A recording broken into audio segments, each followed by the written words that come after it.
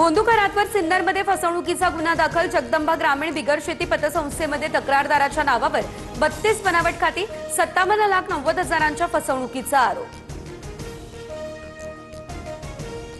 TCS प्रकरणात व्हॉट्सअपद्वारे तरुणींचा मानसिक छळाचा प्रयत्न अशी सूत्रांची माहिती। ग्रुप लीडरचे विकृत मेसेज एसआयटीच्या रडारवर। पोलीस न्यायालयीन कोठडीतील आरोपींचा ताबा घेणार।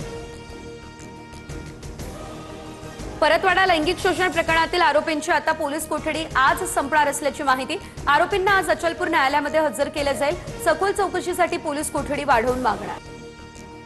नागपूरमध्ये तरुणींवर धार्मिक सक्ती करणाऱ्या एनजीओच्या आर्थिक स्रोतांची होणार चौकशी। एटीएस आणि आयटी विभागाचं संपूर्ण प्रकरणावर लक्ष।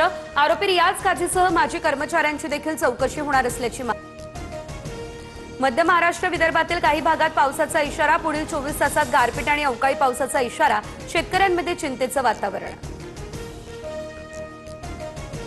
मुंबईसह उपनगरामध्ये ढगाळ वातावरण आणि पावसाचा इशारा।